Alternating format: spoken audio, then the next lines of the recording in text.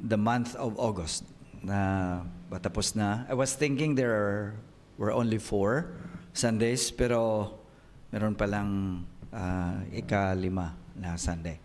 But we thank the Lord for all His goodness sa isang buwan na lumipas, giving us good health, giving us wisdom, trabaho, lahat.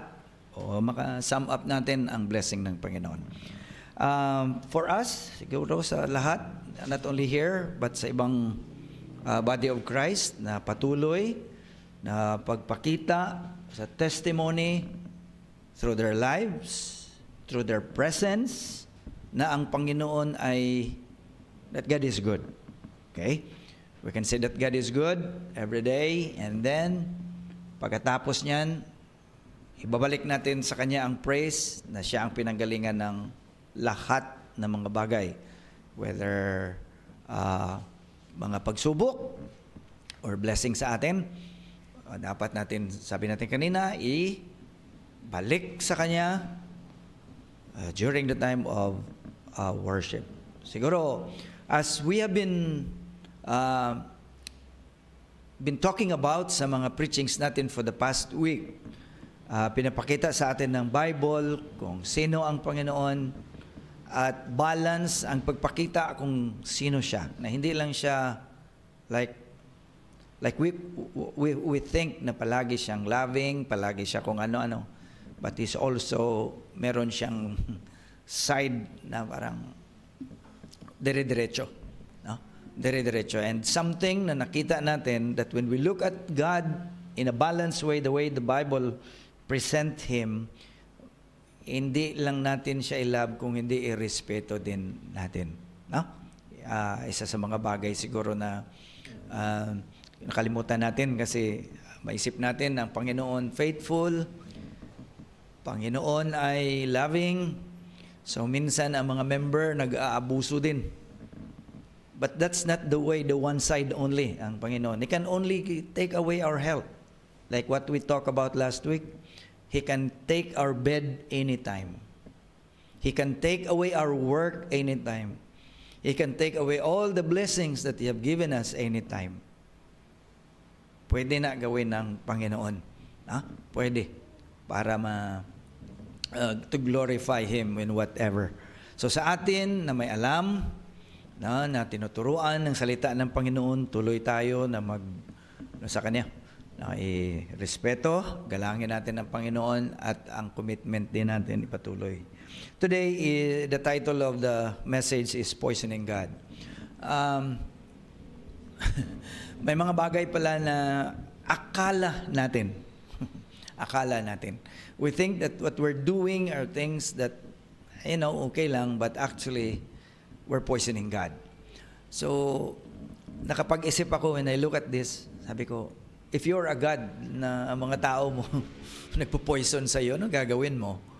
So, that's why we are blessed to look at the Word of God in a way it was originally presented to the people listening, and makuha natin ang idea at magdagdag rin ng paggalang natin sa Panginoon at magkilala kung sino ang ating Diyos.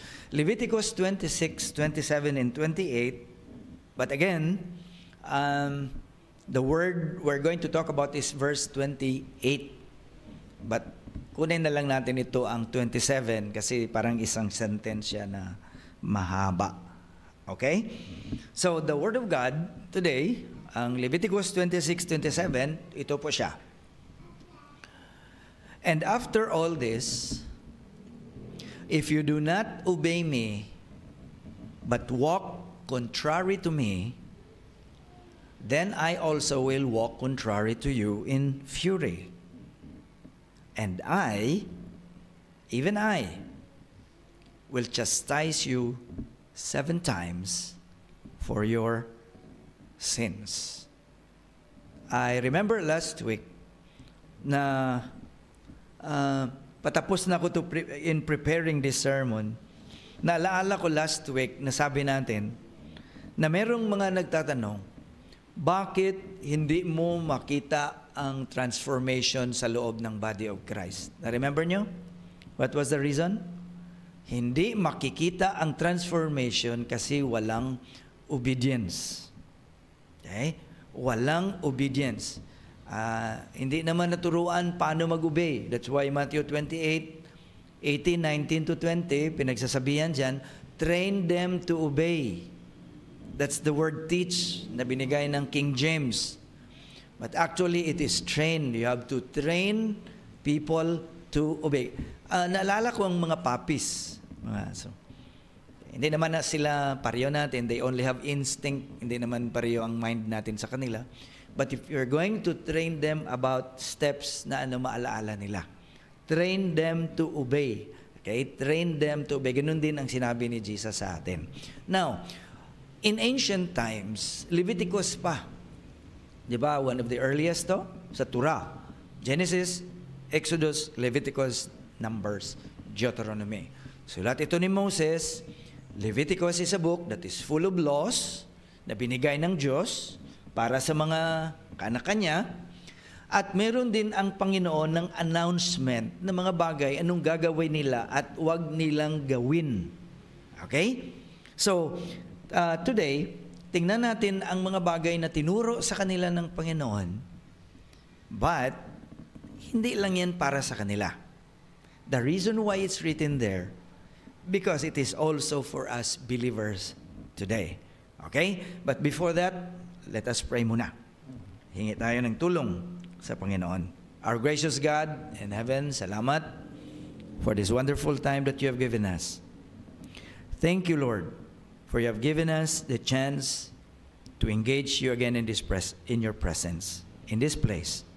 Ikaw mag-bless for each and every one who are here in this place today.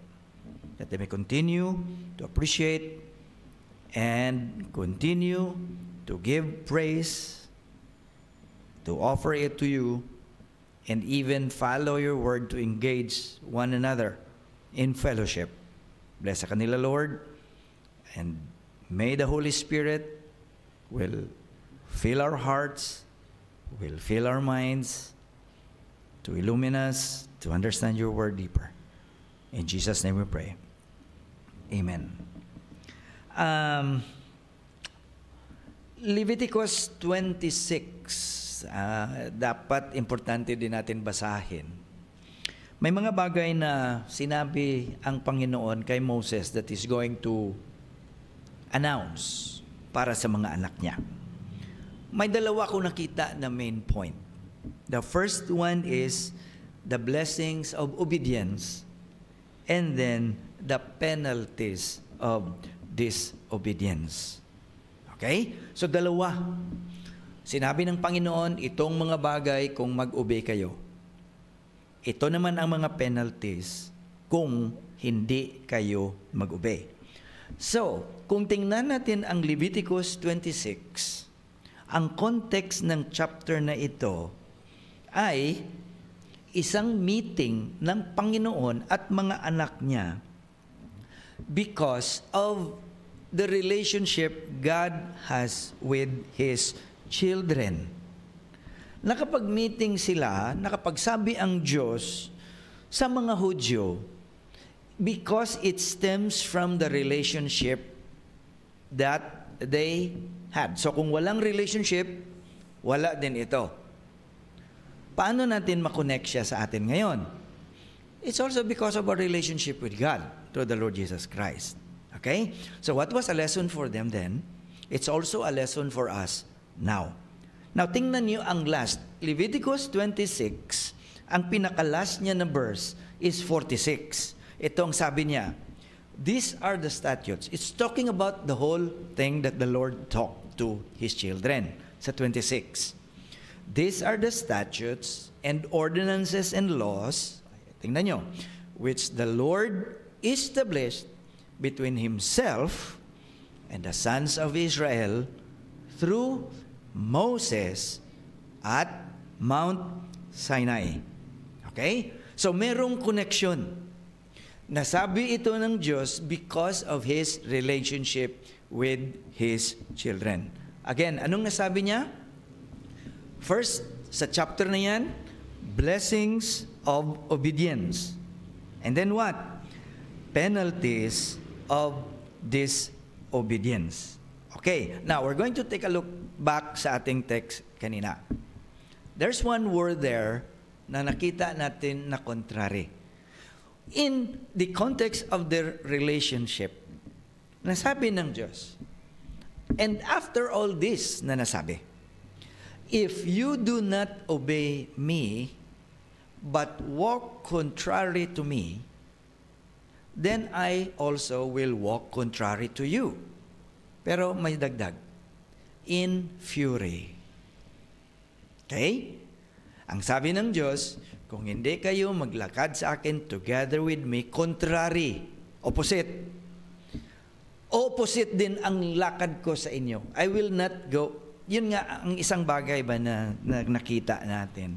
Huwag tayo palagi mag-isip na ang Panginoon natin mag-walk together with us wherever we go. Bakit? What if kung ang pupuntahan mo hindi makaglorify sa Diyos at hindi niya gusto? Is He going to go walk with you? Look at the verse. If you are not going to walk, or if you are going to walk contrary to me, then I will also walk contrary to you. May dagdago, in fury. Now, one look at the verse, parang sabi mo, ganun palang Panginoon. But if we're going to take a look again at its original rendering, iba ang color ng verse. At makikita natin kung saan natin nakuha ang ating title na Poisoning God. Okay? Now, the highlighted word there is contrary. Ang contrary comes from the word carry. Ang idea niya is a misfortunate encounter or meeting. Okay? Balik. Then I also will walk. So ang idea ng contrary is a misfortunate encounter or meeting sa Diyos. Okay? Next, pag sinabi dyan, in fury. Ang word na fury, ito siya, is kama. Alam nyo, when I look at this, nakasmile ako kasi itong in the Sumerian, in the Akkadian is into. Alam nyo itong Sumerian at saka Akkadian, tinuturo ko to sa civics.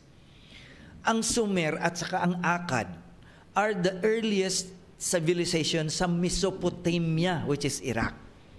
Ang Mesopotamia, dun sa Fertile Crescent, dun sa Tigris and Euphrates River, which the Garden of Eden is located.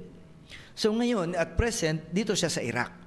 So since itong Sumerians and the Akkadians, the first person, ilang leader sa Akkadian civilization is Akkad the first. So itong Sumer. So when I look at it, nakita ko, bakit siya connected? Kasi itong Sumer at saka itong mga Akkadian, Sumerian, earliest civilization sila na parang makonect mo sa mga earliest people sa Bible. Early sila. So meron pala silang word. Naalala ko. So when Moses wrote the words, maintindihan ng mga tao during that time kasi meron silang language na maintindihan nila. So, iba ang English na binigay sa atin. When I was pondering upon this kahapon, naalaala nyo may mga bagong word na dinadagdag sa dictionary?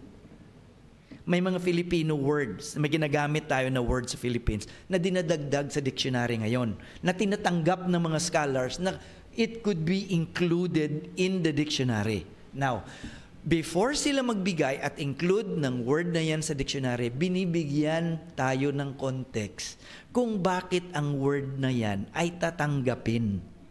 You get the point? Are you with me? Mayroon silang idea kung bakit nagkaroon ng word na ganyan. The same thing with them. So, ang fury, which is kama, na ang origin is in the Sumerian and Akkadian is imtu. Tingnan nyo, ang meaning, which is poisonous foam or venom. That means, ang English word natin naman, medyo nakulang naman tayo sa tamang word na ibibigay dyan. A poisonous foam or venom that flows from the mouth of the snake. Here's the thing. Meron pa. Out from this word, kung bakit ito siya nabigay itong imto. Kasi there is a legend, the legend of the 7 vessels. Merong 7 sacred vessels ang mga Akkadians at Sumerians na they believe in. Now, ano itong 7 vessels? Sa 7 vessels, may iba't ibang power na nakalagay sa loob. Pero ito itong the seventh vessel ay different. Ano daw ang nakalagay sa 7th vessel? The 7th vessel is filled with the venom of a viper, representing danger, chaos, or a test of wisdom. Dito nakuha ang word na fury. So the mindset of the people before, when they wrote the word kama, has the idea of that 7th vessel, which is puno ng poison ng isang snake. Okay? So the people during the time. Now, sabi ko, Lord, salamat for giving us scholars who are scholars for more than 40 years looking at this word na maintindihan natin. Na para tayong nandun when Moses talked or mentioned this word sa kanila. Okay? Now, the legend teaches about the dual nature of divine gifts. Kita mo ang mga tao na hindi nakakilala sa Panginoon, may legend sila about the dual gifts, the dual nature of divine gifts. Na ang mga gods daw, nagpo-provide hindi lang blessing and trials, but also nagpo-provide din sila ng warning against greed. When I think about it, baka nabiktima na tayo sa panahon ngayon na akala natin ang lahat ng mga bagay na ang Panginoon natin nagbibigay, puro blessing, puro kagandahan, pero nakalimutan natin ang the other side, which we're talking about a few weeks ago. Hindi lang natin pag-isipan na ang Panginoon natin na ganito siya. Meron siyang side. Just like last time. Just like last week. What happened to Job? That he can take any time the things that he have shared para sa atin. In fact, ang sabi nga natin, baka ang mga bagay na binigay niya sa atin noon, unti-unti niya na kinukuha at kinukuha at kinukuha. You see? What is the result? The result is respect and worship sa ating Panginoon na siya ang may hawak ng lahat ng mga bagay. So, kung tingnan natin, ang word kanina na contrary is kari. Di ba? That is contrary. At saka ang word naman na fury is kama. If we are going to put them together, this is the word, kama, kari, would have the idea of a meeting or encounter which leaves God foaming at the mouth as if he had taken poison. So ito palang, after all this, if you do not obey me, but walk contrary to me, then I also walk contrary to you in fury. Ang idea, tingnan nyo. The idea of meeting together, encounter, which leaves God foaming at the mouth as if he had taken poison. Now, here's a question. What is the reason God is foaming at the mouth as if he had taken poison? Ano ang rason? Ito, his people's continuous sinning through their disobedience and contrary in their walk with him. Ano ang mga bagay, in a word, I was thinking about this, ano ang bagay na unti-unti bumubula, as if metaphorically, thinking na bumubula ang Panginoon as if your act and my act is poisoning Him. Ano? It is through our disobedience. It is through the disobedience of His children na unti-unti pinopoison ang Panginoon. Now, sa nasabi na natin kanina, ang idea or context ng word na ito is that to all those who have established a relationship with the Lord, like them, the Jews, they already have that relationship with God. And God was saying, through your disobedience, yung mga acts of disobedience and sinning nyo, unti-unti, as if, metaphorically, poisoning God at the mouth. Yan ang mga bagay na nasabi niya, but this is also the thing that God is talking to us.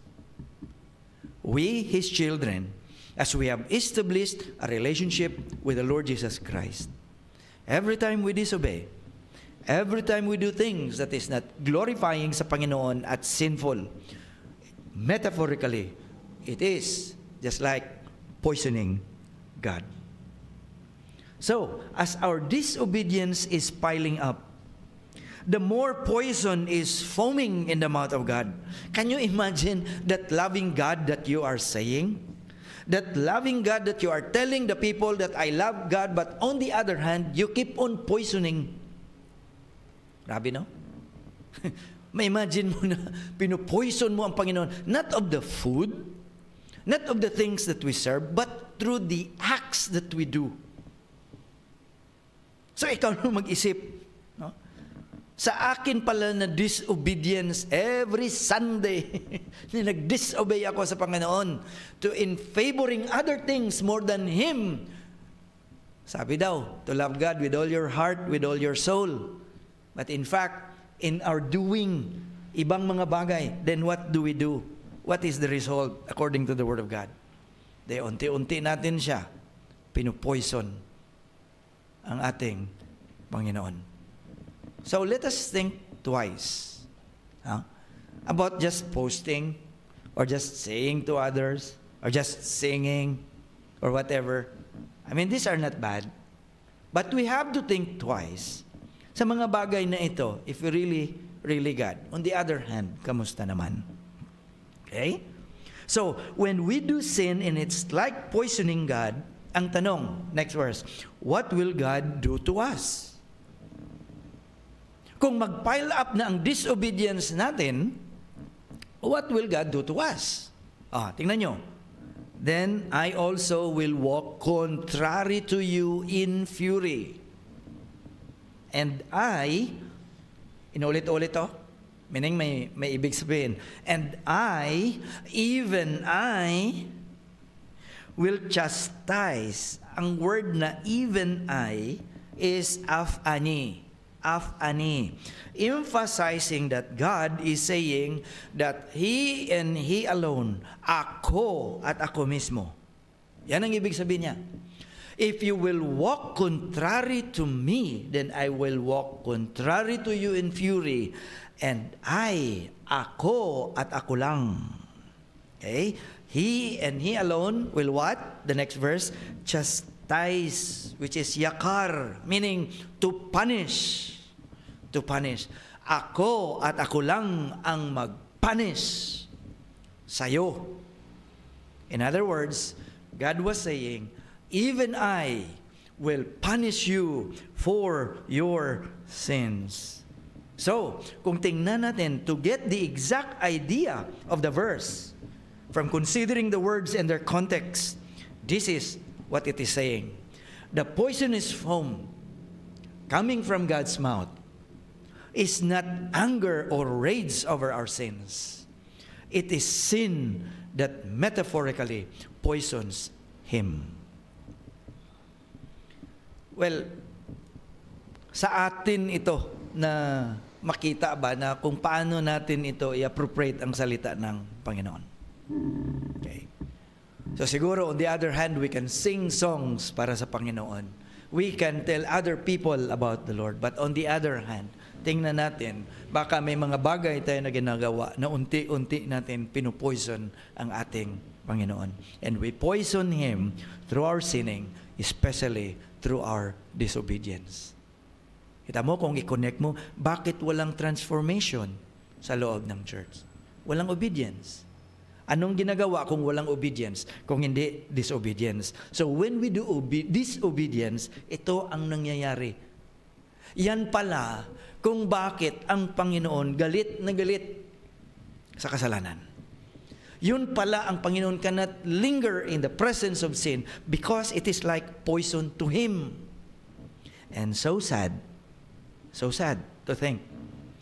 Hindi lang ang mga tao na hindi nakakilala, kung hindi ang mga tao mismo na kung minsan nagpo-profess na mahal ang Diyos are the people themselves who are poisoning God.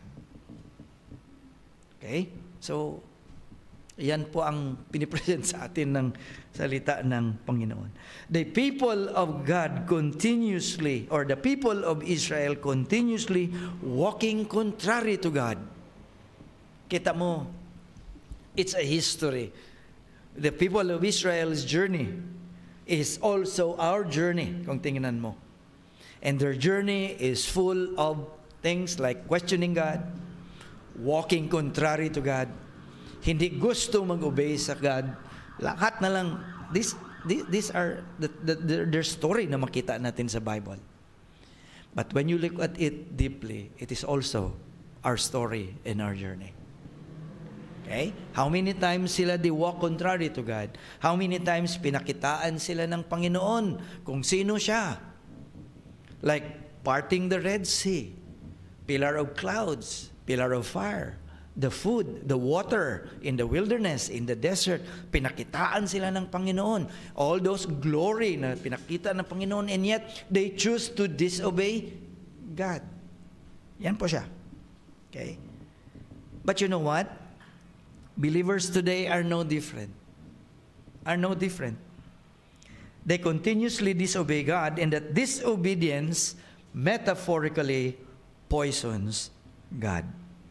So ito, if we are connected with God in a relationship established in the Lord Jesus Christ and walking contrary to Him daily, our disobedience is like poison in His mouth. So alam na natin kung ano pala ang pag-take ng Panginoon every time we disobey Him, especially when we walk contrary to Him. Alam nyo, nakita ko as I observe, ang panahon ngayon, nagtuturo na sa mga anak ng Panginoon paano magiging unti-unti na tumatalikod sa Panginoon. Totoo yan. Ang pressure, wala nang gana sa Diyos. Iba na ang attitude nung una. Nung una, kiniklaim na pinamahal ang Panginoon. Telling other people love God. Ngayon, wala na. Nagbibisi na, sobrang ng trabaho. Mangbigat at tuna sa trabaho, wala na sa Diyos. Ayan yan. Nawawalan na ng... Well, sabi naman ng Bible, ganun eh. Pero woe unto those people na ganun ang mangyari. Now, if it is a warning from God and believers are going there, then woe, kawawa. Kawawa. So that's why we keep on reminding. Ang sabi ng Bible, huwag mo kalimutan ang first love mo. Okay? Revelation 2:4. This is somewhat the Lord is against you because thou hast left thy first love. Sinong first love yan? Yan. To love the Lord thy God with all thy heart, with all thy soul, and with all thy mind. So walking contrary to God is disobeying God. And our disobedience forms the poisonous foam in His mouth. Can you imagine? How many times do we disobey God? And the more we disobey God, the more foam at His mouth as if we are poisoning God. Now, how do we walk contrary to God? So if we're talking about walking contrary to God, let's be specific. Ano ba ang mga bagay na ginagawa natin that is contrary to God? Okay? Now, when we look at the Bible, Maraming mga bagay na pinapakita sa atin. How do a believer or does a believer walk contrary to God na makita natin sa Bible, which is also true to us. Number 1, living in persistent disobedience. James 4:17. Ang King James Version nito is this: To him who doeth to do good, and doeth it not, to him it is sin. That is King James Version. Kasi pinapamemorize sa amin noong una ni tatay. Sa aming matawag mo nun, small group sa aming magkakapatid. Araw may devotion kami. But here's a different version.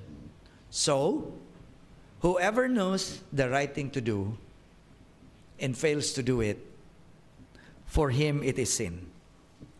Simple. Kung alam mo ang tama at hindi mo gawin, pag hindi mo ginawa, automatically that will be a sin para sa iyo. Okay? If we live in persistent disobedience, then we are walking contrary to God. Look around. Look around. No? Sanang salita ng Panginoon mag-penetrate sa every believer na makarinig. Living in persistent disobedience. And living in persistent obedience, you cannot expect transformation sa buhay. Even 20, 25 years ka pa nasa magsamba. But if you're living a disobedient life, wala. Ignoring God's call to forgive, ignore mo, that is persistent disobedience. Diba? Ignoring God's call to love others, even your enemies, persistent pala yan. Disobedience. Okay? If you persist in disobedience, in resisting God's call to love your neighbor,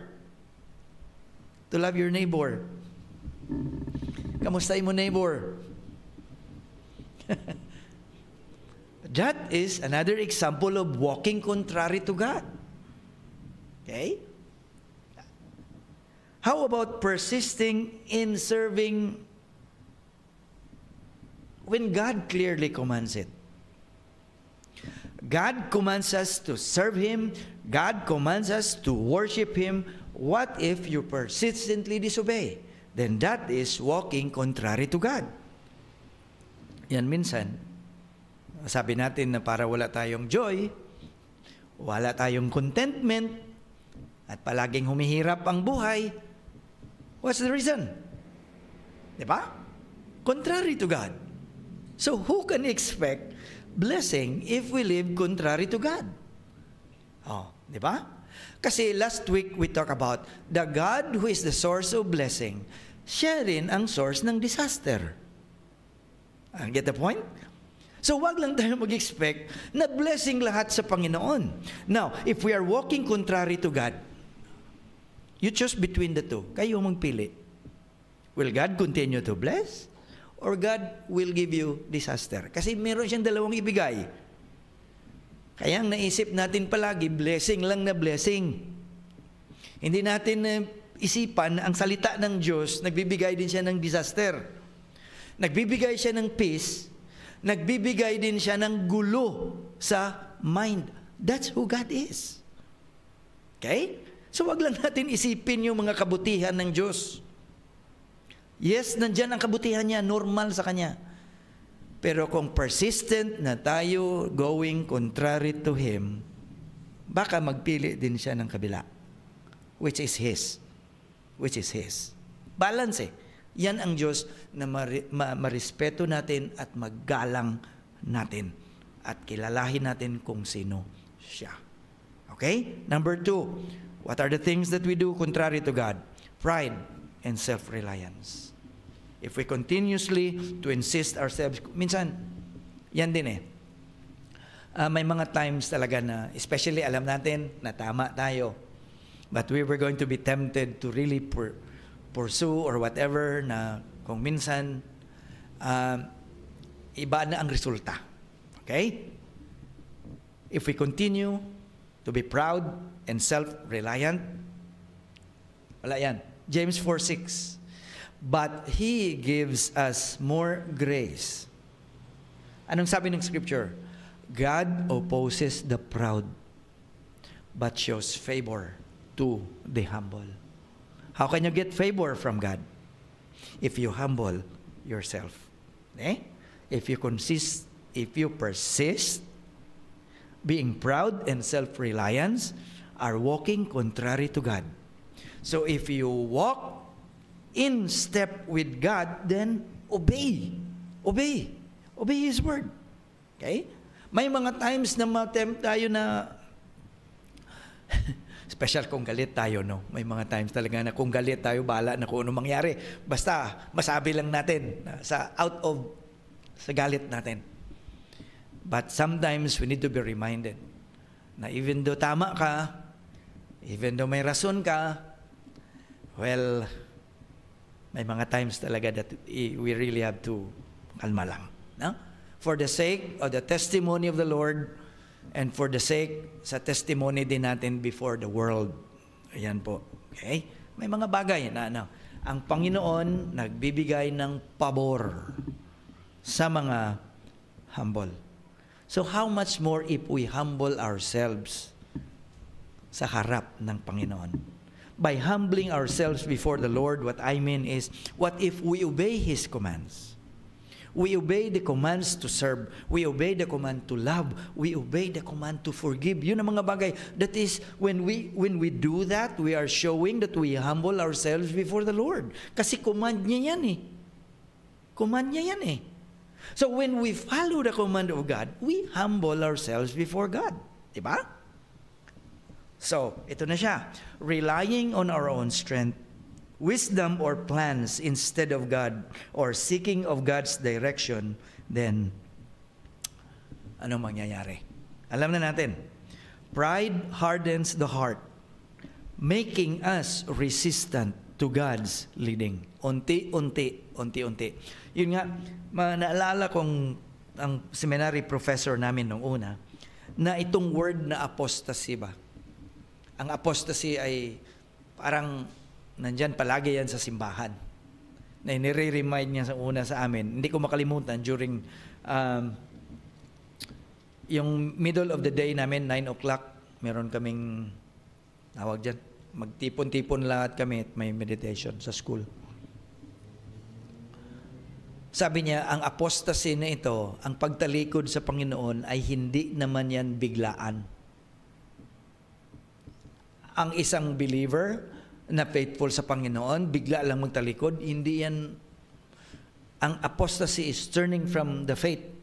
Unti-unti niyan, noong una, sabi niya. For example, kung nagpe-pray, kung ikaw ay hindi nagpe-pray at may ginagawa at hindi nakikinig, those are the small steps towards apostasy. Pag may mga activity na unti-unti na wala ka ng gana, na those are small steps towards apostasy. Maya-maya wala ka ng gana sa Diyos. Maya-maya wala ka na, you will realize na tumalikod ka na sa Diyos. Those are small things. Those are small things. And when I remember, sabi ko, totoo no, when we wake up, yung mga maliit na prayer dyan, pasalamat sa Panginoon, those are small steps going for the Lord. Pag nawala na yan, ang opposite niyan, small things, turning back from the Lord. Mawawalan ka ng gana. That's why kung tingnan natin, importante ang magiging follower ng Panginoon every day. Yung disciple. Follower, madisiplin. Okay? Kasi kung walang discipline, unti-unti ka kunin. Unti-unti ka kunin until the time na ang Panginoon ay wala na. Babalik lang gana sa Panginoon kung kuha na ang trabaho at lahat ng mga blessing na binigay ng Panginoon, or kung nabigyan ka naman ng Panginoon, nabigyan ka ng sakit. Diyan naman ulit, lalaki kung sino ang Panginoon.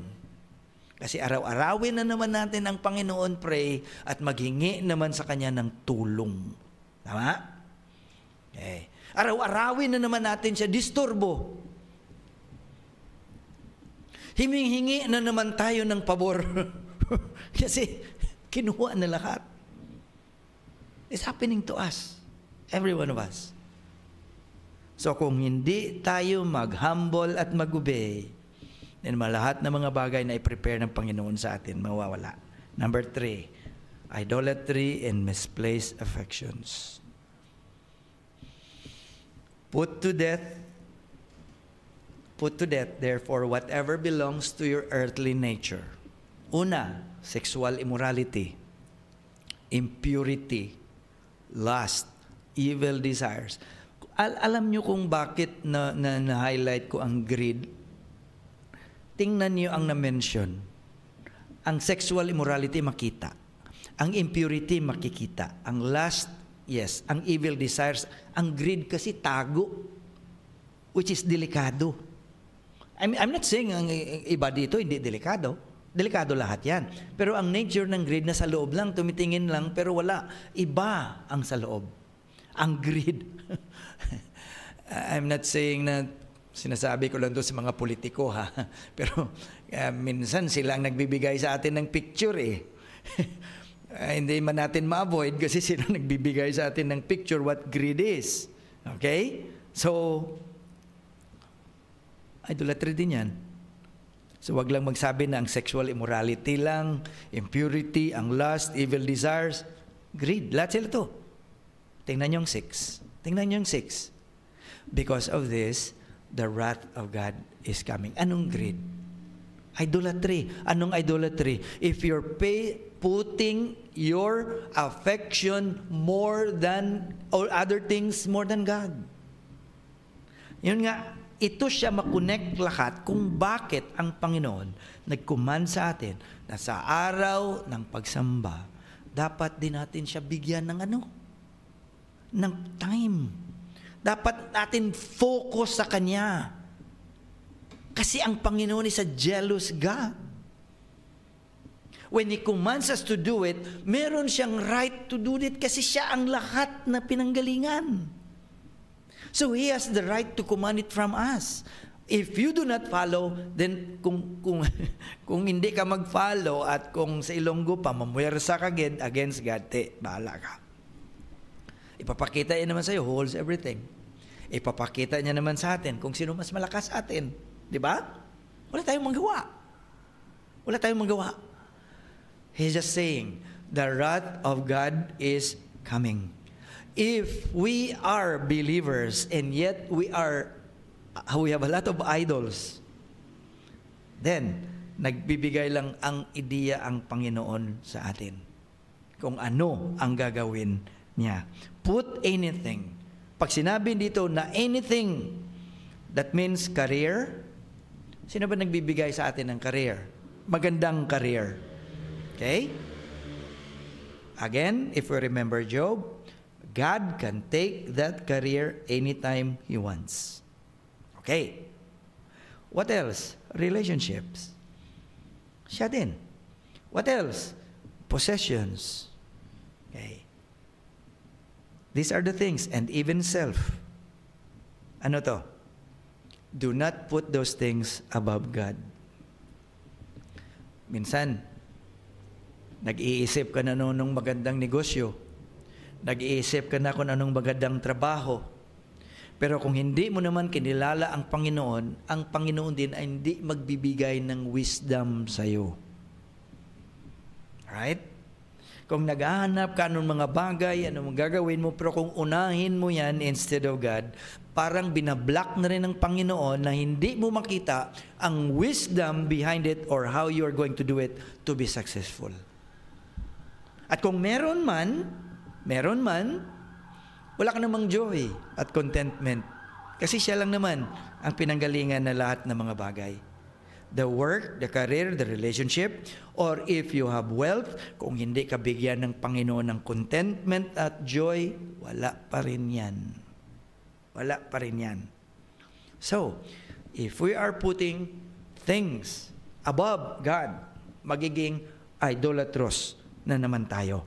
At yung sinasabi na misplaced affections, na instead na ilagay natin ang ating affection sa Panginoon, nalagay na sa ibang bagay. And that is walking contrary to God. And walking contrary to God is like poisoning God. Right? So idolatry today isn't only statues. Okay? It's anything that claims our trust, loyalty, or love more than God. Next, ito importante pa. Ano pa isang bagay that we walk contrary to God? Ignoring the conviction of the Holy Spirit. Yan ay klaro. Pag ang Holy Spirit nagbigay sa atin ng conviction, nagbigay sa atin ng prodding, at saka i-ignore natin, that is walking contrary to God. Look at the verse, Ephesians 4:30. Do not grieve the Holy Spirit of God. Itong verse na ito, nagbibigay sa atin ng idea ng Holy Spirit ay hindi force. He is a person. Right? Person, member sa Trinity, at sabi ng iba, they say that the Holy Spirit is just a force, is just like a shadow, wala. No, the Holy Spirit is a person. Basic na sa elemental theology. Look at the word. Because there's no force that can be grieved. It's only a person that can be grieved. May emotion siya. Okay? Meron siyang galit, meron siyang pagmamahal, meron siyang affection, meron siya. So that's one. So ignoring the conviction of the Holy Spirit is one way that is walking contrary to God. When God convicts us through the Scripture, just like dito, kung na-convict tayo ng Panginoon through the Scripture, prayer, or godly counsel, but we silence that voice and we do not obey that voice, we resist that voice, that is poisoning God and walking contrary to God. Okay? Mag-grieve pala ang Holy Spirit kung kino-convict niya tayo to do this and do that, and yet we resist it. If we ignore the convincing of the Holy Spirit over time, this dulls spiritual sensitivity. Kung nasanay tayo na mag-ignore sa Scripture, kung nasanay tayo na pupunta lang sa church at hindi nakikinig sa Scripture, then over time, ma-develop ang dull sensitivity natin sa leading ng Holy Spirit. Another thing, number 5, hypocrisy or lukewarm faith. Yan ay walking contrary to God. Look at Matthew 15, verse 8. Anong sabi ni Jesus? The people honor me with their lips, but their hearts are far from me. Grabe ito na-rebuke ni Jesus, no? Paano nasabi ni Jesus ito? Nasabi niya kasi nakita niya. He has the power to see our hearts. He has the power to see our feelings, even our minds. Anong sabi niya? Siguro, when Jesus Christ said this, mga kasama niya, mga disciples siguro nagulat. Oh, paano niya ito nakita? Ayan. These people honor me with their lips. Pero ang puso nila is talking about heart. They're talking about their affection, their love for me. Wala. Malayo. Now, how would you know a person that loves God? You love God, anong sabi ni 1 John, sa 1 John? If you obey me. Makikita mo at malalaman mo ang tao na nagmamahal sa Diyos kung ang tao yan sumusunod sa sinasabi ng Diyos. So wala na. No debate.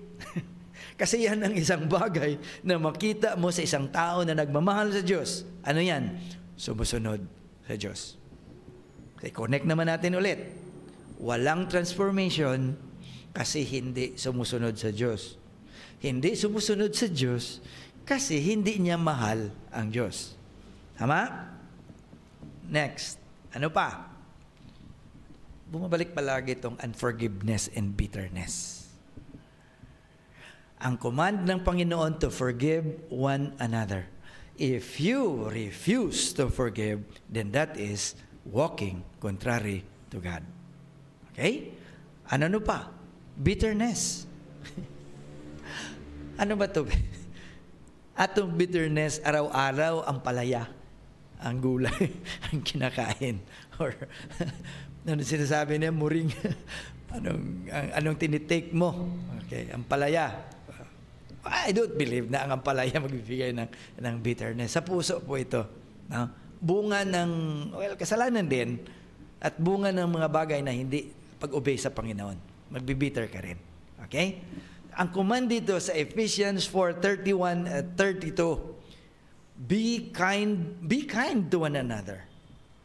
Hindi lang be kind to somebody, wala na.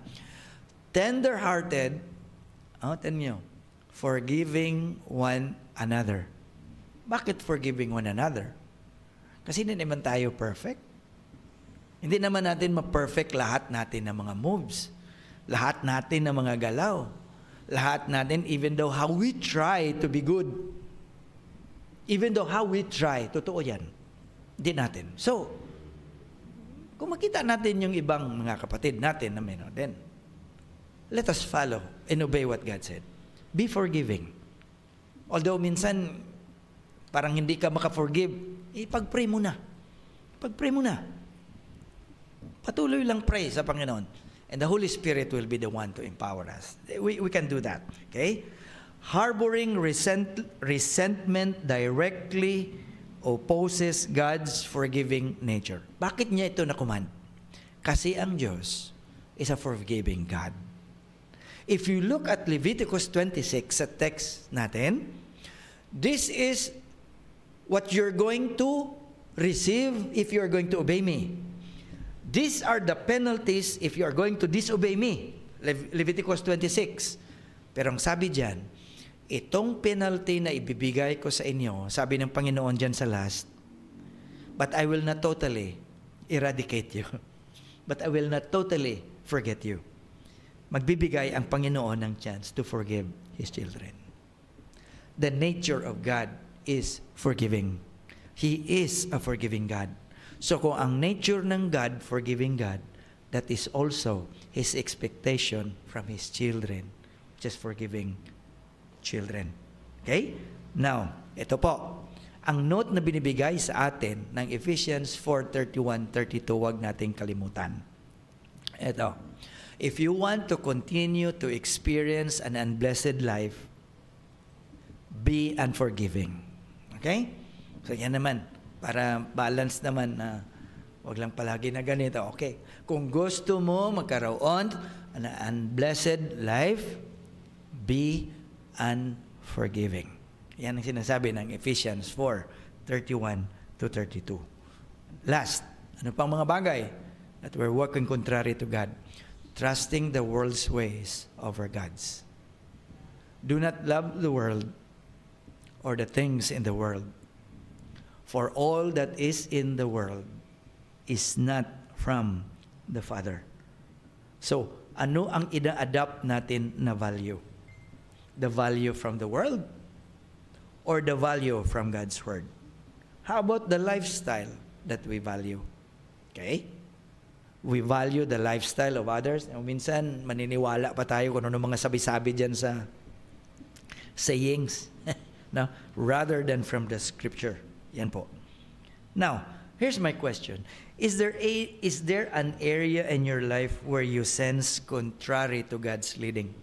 After all the 7 things na pinakita sa atin sa Bible, that these are the things that we do when we walk contrary to God? Question is there an area in your life where you sense contrary to God's leading? How about trusting the world's ways over God's? How about unforgiveness and bitterness? How about hypocrisy in serving God or lukewarmness sa ating faith? How about ignoring the conviction of the Holy Spirit? How about idolatry and misplaced affections? How about pride and self-reliance? Kamusta naman yan? And how about living in persistent disobedience? Is there an area in your life where you sense contrary to God's leading? Okay? Now, here's the thing. Alam na natin ano mga bagay na sinabi sa Bible na kung gagawin natin, we walk contrary to God's Word. And we walk contrary to God. At alam naman natin ang epekto nito sa Panginoon if we are walking contrary to Him. if we are walking contrary to Him, that means we are disobeying Him. And when we are disobeying Him, it is like just we are poisoning God. So ano ang application natin dito? Anong gagawin natin? So believers, ito siya. In Leviticus chapter 26, 27 to 28, itong verse na ito, ang text natin, it is a sober reminder for us today. A reminder for us today from God. Ano ang reminder ng Panginoon sa atin? That God does not delight in walking contrary to His people. Ang Panginoon mismo nagpakita na hindi siya nagdi-delight in walking contrary to His people.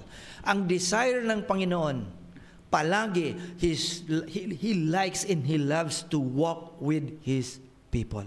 He wants to walk in step with His people. He commanded His people to walk with Him, in step with Him. Sino lang ang nagdi-desire to walk contrary to God? Between Him and His people. Alam nyo, the sad truth, tayo lang ang nagdi-desire in walking contrary to God. God does not delight in walking contrary to His people. Alam nyo, itong Leviticus na text natin, this is a warning for us today. This is a warning for us to realign ourselves in walking with our God. To turn back to Him. Kung kailanman ang hearts natin nag-grow cold na sa Kanya, na wala na tayong gana sa Diyos, sana wag darating ang panahon na mapuwersahan tayo na magbalik sa Diyos sa negative na situation. Sana wag ganon. Sana hanggang meron pa na na-bless tayo ng Panginoon, ibalik natin sa Kanya to honor Him and to love Him and to worship Him. Hindi lang tayo mag-worship, na dala-dala ang kabigatan at napuwersahan, napilitan na magpalapit sa Panginoon kasi may kailangan, kasi naghihingi na naman kung ano ng mga bagay. Sana wag ganon. Let us come to Him to offer our love, our praise for what He is doing para sa atin. So let us realign ourselves with God today. Let us walk in step with Him today, and let us, what? Return to God with a posture of humility. Kung anuman mga bagay na nakita natin, na contrary pala sa Panginoon, then ibalik natin sa Panginoon at i-surrender. Diba? Ang Panginoon natin, willing naman. Humility opens the door to grace and restoration. Remember ang promise niya sa James 4:6, God opposes the proud, but gives favor or grace to the humble. Okay? Number 2, listen and obey promptly. Kung ano ang mga sinasabi ng Panginoon through His Word, through His servants, then listen and obey promptly. Okay? God's Word and the Spirit of God will speak to us today, whether dito sa preaching, whether kung makita mo dyan sa ibang preaching sa internet, na ma-serve natin, makita natin ng mga biblical din, at sa mga sayings kung minsan, nakikita natin, meron din impact. Merong impact. Then, listen and obey promptly. Respond quickly. Delayed obedience only hardens the heart. And then what else? Walk in daily surrender. Start with a prayer. Ako ganun lang. Masabi ko, paggising, please, huwag magkalimot na mag-pray, magpasalamat sa Panginoon. And continue to what? Try to submit and offer or whatever, commit to the Lord today. Can you imagine, no? O minsan, makaranas tayo na hindi maganda at the end of the day, tapos malaalala natin na, oh, this day started na hindi ko nga lang na-recognize ang Panginoon. Right? So walk in daily surrender. Lord, have your way in my life today. Proverbs 3:5-6. Okay? Trust in the Lord with all thy heart, on all thy mind. Lahat yan. Okay? Number 4, rest in God's favor. Even when we have walked contrary, pero na-realize natin ngayon, okay, God still wants to draw us back. Okay? He wants to draw us back. He's always ready to heal, ready to forgive, and to bring us back in the joy of His presence. Yan po ang meaning ng preaching na ito. So, ito na, church. Let us be committed followers and apprentices of Jesus. Disciples, no? So that we will no longer poison God through our disobedience and in walking contrary to God. But walk closely with Him, hand in hand, step by step, through our obedience, through our surrender, and through our trust. So kung meron man mga areas sa buhay natin that needs realignment, then maghingi tayo ng tulong sa Panginoon. Lord, bigyan mo ko ng wisdom, bigyan mo ko ng puso to realign myself again to you and to continue this life with joy, serving you and praising you. Just like sinabi ng Zechariah, return to me, says the Lord, and I will return to you. Diba? Yan din ang sabi sa James. Draw near to God, and He will draw near to you. Ulit-ulit sinasabi ng Panginoon eh. Hinihintay tayo ng Panginoon to draw near to Him, to return to Him. If we return to Him, then He will return to us. If we draw near to Him, then He will draw near to us. So kung ano man mga bagay na hindi na-realign natin at ma-realize natin that we're walking contrary to God, then let's surrender to God and ask wisdom so that we can realign ourselves again with the Lord. So my prayer for everyone listening is this. When we finish with our gathering here today, our hearts realign. Na-realign na natin. Huwag tayo lumabas na hindi natin ma-realign ang heart natin. Walking in step with the Spirit, filled with His peace, anchored in His unchanging love, araw-araw. Araw-araw. So God bless us all. And see you again next Sunday. Let us pray. Our gracious God in heaven, Lord, we ask for forgiveness. For many, many times, nakita naman, even ourselves, that we walk contrary to you. And you will walk contrary to us also in fury. Salamat, Lord, for making us understand that every time we walk contrary to you, that is just the show that we are disobeying you and your commands. And when we disobey you, we have a picture of poisoning you. Lord, we thank you for your word na pinakita mo sa amin. And may the Holy Spirit will convict us and make us realize kung anong mga bagay dapat namin i-set aside para ma-realign namin namon life sa iyo. Maybe these are the reasons why we're not that joyful. These are the reasons why we're not that praising you. At these are the reasons na wala naman kaming gana to worship you, na wala nang love sa Panginoon. The God who is the source of all things. The source of everything. And Lord, wag darating ang panahon na magsingil ka sa amin.